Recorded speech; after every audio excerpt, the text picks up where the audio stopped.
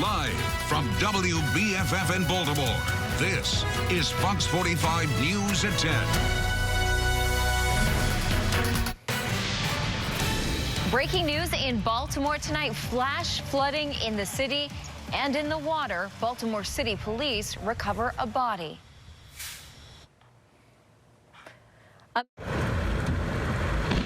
Holy!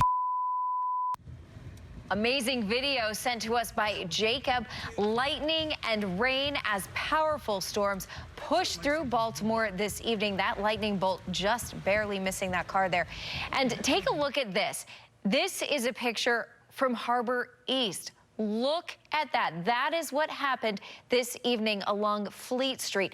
You can see that man there on top of his car, just stuck there waiting for the storm to pass or waiting for someone to help rescue him. That is a lot of water, and a lot of areas of downtown saw scenes like this tonight.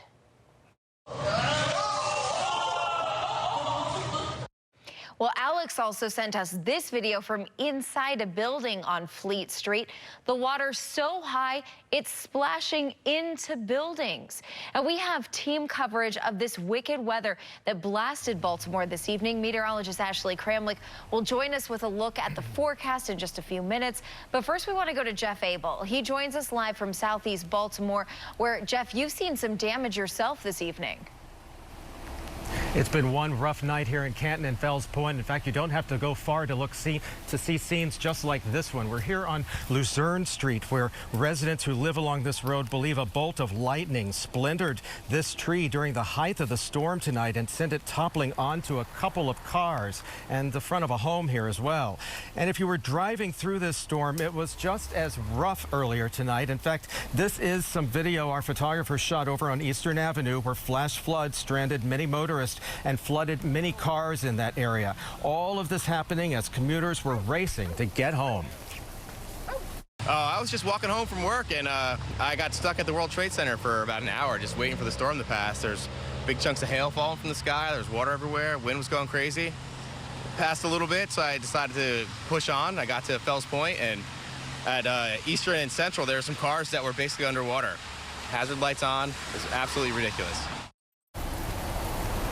Fortunately, here back in Fells Point and Canton on Luzerne Street, no one was injured during this tree incident that toppled onto cars. Everyone was at home. No one was injured, but it will be a very long day tomorrow getting all of this cleaned up. We're live in Canton. Jeff Abel, Fox 45 News. All right, Jeff, thank you. And on Twitter tonight, we've seen a lot of pictures of trees down in that area, so that's definitely not an isolated incident there. Now, the sudden heavy rains created a lot of very dangerous situations in East Baltimore. This happened along Eastern Avenue near North Haven. Now, take a look at this video.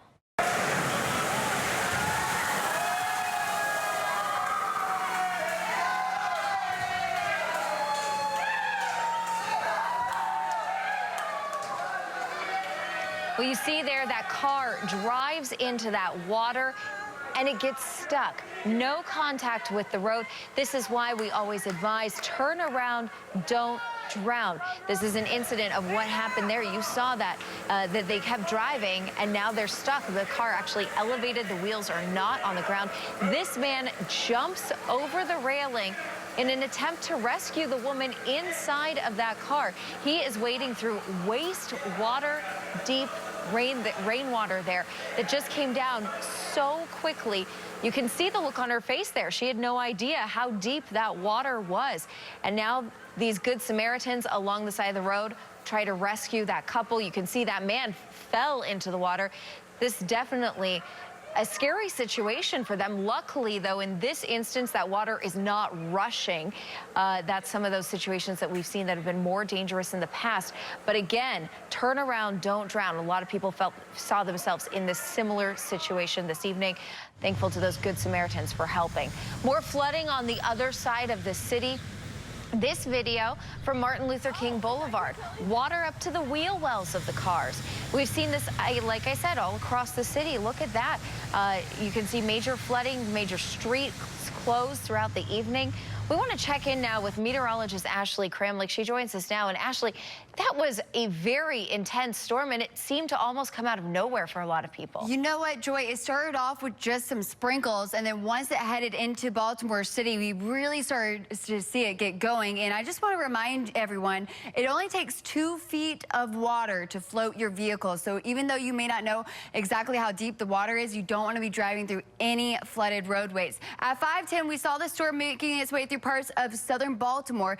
It began to gain intensity by 5:30, and that's when we saw the severe thunderstorm warning issued for parts of Baltimore City and into Baltimore County. By 6 o'clock, this purple-pink shading on the map indicates intense rainfall. We're talking about rainfall rates around 7 inches an hour coming down, still coming down over parts of Fells Point into Little Italy, over into Canton and Highlandtown, over Patterson Park at 6 o'clock in the morning, in the evening. By 6:40 this evening, we still see this thunderstorm sitting over Baltimore City. It was just not moving. Eventually, by 7 o'clock this evening, we saw this storm making its way farther to the east, and it wasn't until 7:20 tonight that we saw this storm come to an end. So about 2 hours we saw of prolonged heavy rainfall that led to all of those roads being flooded out downtown. Coming up here in just a few minutes, we'll look at the rest of our upcoming week's forecast, and we do have a chance for more showers and storms. Joy? Ashley, thank you. And we want to thank Alex and Jacob for helping us tell the stories in their neighborhoods. If it's safe, send us your pictures and video. Just click on Chime In the Fox 45 News app or go to foxbaltimore.com/chime in. And we could show you more pictures and video that you've sent us later in the newscast. And joining us now on the phone is Nick Alexopoulos from BGE. Thank you for being with us. This was not just an incident on the roads that we saw with flooded cars. The storm knocked out power to some areas as well. Yes, Joy. BGE already restored service to more than 4,400 customers who experienced an outage during today's storm. We mobilized our storm center. We have extra crews working through the night to restore the remaining roughly 4,200 customers as quickly and safely as possible. And as your viewers heard a minute ago, this was a pop-up storm over Baltimore City. That's where nearly all of those remaining customers are located. And I know that you said that they will be working kind of throughout the evening. So do you have any idea on how long it will take to get the rest of the power restored to those remaining customers? We're still assessing the damage, so it's too early to say exactly. They will definitely be working into tomorrow. Our crews are responding to 170 outage jobs. And at this time, it looks like most of those outages were likely caused by lightning and heavy rain during the storm. We're also responding to some outages where wires are down. And we want to remind anyone that if they see down power lines, they should stay away and call BGE at 877-778-2222. And you can also call that number to report an outage on our website, bge.com, or on our mobile app. All right, Nick, thank you so much for being with us tonight. We appreciate that update. As Nick said from BGE, though, there were more than 2,000 people without power at the height of this storm. It looks as though they've repaired most of that, but they do have extra crews on call and will be in working throughout the evening to try to restore power to the remainder of people who are still without that power. And there's more breaking news in East Baltimore. During all of this wicked weather, firefighters went to a fire along Greenmount Avenue near East Eager Street. You can see the flames there on your screen. There's not official word on what exactly started this fire, but there was lightning in the area when it ignited.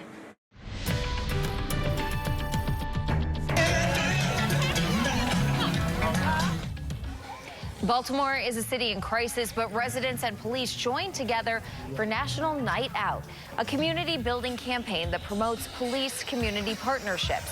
This event was held at Madama Mall in Northwest Baltimore. And while many came hoping for change, one woman says she knows what needs to change.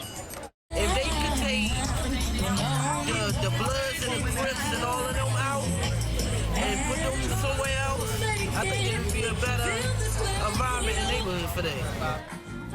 National Night Out happens every year on the first Tuesday in August. There's been another killing in Baltimore City. It happened just before 1 this afternoon in Northeast Baltimore. Officers found a 20-year-old man on Bridgehampton Drive. He'd been shot multiple times and died at the hospital. Homicides in Baltimore continue to outpace last year. So far this year, there have been 202 homicides in the city of Baltimore, compared to 169 at the same time last year. As the city comes under scrutiny over continued gun violence, city leaders are focused on doing what they can to improve city life, including fighting crime. Keith Daniels is here live in the studio to take a closer look at city legislation that could make a difference. Keith. Well, Joy, the majority of laws enacted by the Baltimore City Council deal with zoning and rezoning issues, urban renewal of certain areas, and general city finances. But tonight, a snapshot of those that deal with crime. From a stoplight in West Baltimore, I think they're doing what they can do. To a sidewalk on the north side. I mean, crime is really bad. People are talking about life in the city and what the mayor and city council are doing to improve it. We have introduced lots of legislation that's making it easier for people in the city of Baltimore. Tonight, a closer look. We combed through 4 years of legislation and resolutions that directly address crime, an item that Mayor Jack Young and Council President Brandon Scott say is at the top of their agendas. Some things we found regarding the City Council: so far this year, out of 138 ordinances, 2 laws appear to directly address crime, including a $5 million appropriation fund provided to the Baltimore Police Department for police patrol. In 2018, 2 enacted ordinances that addressed the issue of crime in the city. One to prohibit the commercial display of certain dangerous knives to minors, and the other cracked down on the purchase of prostitution in Baltimore City. At a community event tonight, the mayor and council president on the record. For anyone to say that we're not focused on crime, they're just picking and choosing when they pay attention. I think it's also important for people to remember the council itself cannot legislate on the police department. That has to be done at the state level. So this is a partnership, working with our state partners, working with our local partners, working with our state's attorney. We have done a number of things to try to make life better for the people in the city of Baltimore. We created the Children Family Success in the mayor's office, working with the council to talk about holistic approach for families, because you can't cure one person in the family, you have to cure them all. We did the apprenticeship programs where people can come and get jobs through apprenticeship. I mean, we did a whole number of things that you guys are not even focusing on or talking about. Well, one of the biggest crime-related resolutions from the City Council that we found was a request to the state to enact and to the governor to sign the legislation that would make straw purchases and gun trafficking in Maryland a felony with increased fines instead of a misdemeanor. Keith Daniels, Fox 45 News. Flash flooding stops part of the evening commute, and more storms are on the way. What we expect and when, coming up. And talk about a low blow. The search is on to find this little girl's Mickey Mouse backpack and the Baltimore County suspect who took it. The Link police hope will nab him. And the details are hard to hear. What we're learning about how 4-year-old Malachi Lawson died as many gather to remember him.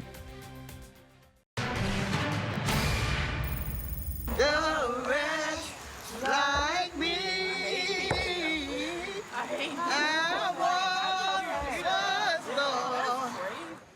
A candlelight vigil for Malachi Lawson tonight. The 4-year-old boy whose body was found in a dumpster after his parents reported him missing. Dozens of people gathered in Northwest Baltimore to honor the memory of the little boy who died a tragic death. Seriously burned and thrown out like trash. We're learning new horrifying details this evening about the death of 4-year-old Malachi Lawson. As Maxine Stryker tells us, his mother and her partner both facing charges tonight and being held without bond. A memorial is growing for Malachi just feet from the dumpster where his body was found. Stuffed animals and a message of love from his aunt show he will not be forgotten. And tonight, one local organization is trying to help ensure Malachi gets a proper burial. Burned and thrown away like trash. Charging documents reveal the pain and suffering 4-year-old Malachi Lawson felt before he died. His mother, Alicia, and her wife, Shatika Lawson, charged with his death. According to these charging documents, on July 23rd, Alicia and Shatika were giving Malachi a bath after he soiled himself. As they put Malachi in the tub and began washing his clothes in the sink, they told police they turned back around to find Malachi with multiple serious burns from his waist to his feet. So serious, the documents reveal they could see skin from his body floating in the water. The women told police they didn't call for help because they were afraid Malachi would be taken from them or they would get in trouble, instead trying to treat Malachi's burns on their own. But 10 days later, Alicia told police she found Malachi unresponsive, wrapped in a blanket, and called a lift to take her to Haddon Avenue, where she says she put him in a trash bag and threw him in the dumpster. Malachi's story has left the community heartbroken and wanting to help. When we saw the story on the news, it was devastating, of course. And the Lodge felt that we needed to step up and help any way we could. Chuck Neal with the Charm City East Moose Lodge 70 is offering a resting place for the little boy who had so much life left to live. We have several grave plots that we no longer, that we own, but they're at Woodlawn Cemetery. So we offered a grave plot if the family needs it. Neal says it's the least they can do for those mourning the loss of Malachi. A lot of families don't have or haven't made plans for something like that for somebody so young. So if the family needs it, it's there available to them. During a search warrant, police conducted a test of the water coming from the faucet in the bathtub where Malachi was apparently burned. They said during that test, the water never exceeded lukewarm. Reporting in Northwest Baltimore, Maxine Stryker, Fox 45 News. Tonight, police are looking for a man they say stole a Minnie Mouse backpack from a Parkville home. My sister, when I came in, she just told me that we were robbed. And she told me that they robbed my Minnie Mouse book bag, and I was sad. Baltimore County Police say the man you see here on surveillance video broke into the home and took a number of items, including 9-year-old Darren Ramirez's piggy bank and that Mickey Mouse backpack. You can see it slung over his shoulder as he exits the home. My grandma gave that backpack to me, and I only had it for like a year. That backpack was special to me, and if you had something valuable, how would you like it if I took it? Well, police believe this man is responsible for at least 4 other home burglaries in the Parkville-Towson area. The literary world is mourning the death of celebrated novelist Toni Morrison. Morrison is best known for books Song of Solomon and The Bluest Eye that explored themes such as race, colorism, and slavery. She was the first African-American to win the Nobel Prize. Morrison was also awarded the Pulitzer Prize and the Presidential Medal of Freedom in 2012. She was 88 years old. And here in Baltimore, a local artist is paying tribute to the Nobel laureate with a special mural near North Avenue and Howard Street. Ernest Shaw's mural features an up-close portrait of her face with the words, "For Toni M." So I chose to come out today to honor her and to just pay tribute to the wonderful work she's done for all people, but in highlighting the lives and experiences of Black folk. Morrison's family released a statement saying their beloved mother and grandmother died surrounded by loved ones. She leaves behind 2 sons. Look at that tree. Came out the house. Tonight, lightning and pouring rain flood streets and uproot trees all around Baltimore. Robert Jackson sent this video of a giant tree laying on the side of a house in the Orangeville neighborhood in East Baltimore. Thank you for sending that in. Oh, this is not a good sign. Nobody wants to see this. The damage wasn't just outdoors. Alyssa near Patterson Park sent us this video of the rain trickling down from her ceiling. You can also see water coming through the lights and streaming down the walls. That's going to be a major repair. Well, help us cover the severe weather in your neighborhood. Send us your photos and videos through the Fox 45 News app. Just click Chime In from the Explore menu. You can also go to foxbaltimore.com/chime in. And that storm seemingly popped up out of nowhere, but definitely packed a punch. Let's check in now with meteorologist Ashley Kramlich. And Ashley, that was That was so intense and such an isolated area really there in the heart of Baltimore. And it wasn't moving. That was the big issue with this because the storm sat over the same areas for about 2 hours, and that is why we saw the very heavy rainfall that led to the flooding, widespread flooding across the city of Baltimore. I want to show you some pictures tonight that are coming in from Kate Road. This is in downtown Baltimore around Caroline Street. You can see some cars are driving through flooded out roads. That is not what you want to do in this situation because it only takes, again, 2 feet of water for it to flood out your car. As far as what we have going on right now, a few little showers making their way across the southern end of Baltimore City into parts of the eastern shore. Otherwise, most locations should be dry tonight. We say dry throughout the overnight, dry for your morning tomorrow, but we are tracking another chance of widespread showers and thunderstorms, some of which could turn severe for tomorrow. High of 91. I'll let you know what we're looking at in terms of severe weather threats and the exact timing of this coming up in just a few minutes. Joy? All right, thanks, Ashley. Flash flooding soaks parts of Baltimore. Still ahead, more dramatic pictures that tell the story of the rush hour storms. It was blue. I shook her face. I lifted her arm up. It just went limp. A baby taken off life support and lives. The milestone, the baby now being called a miracle, is now celebrating.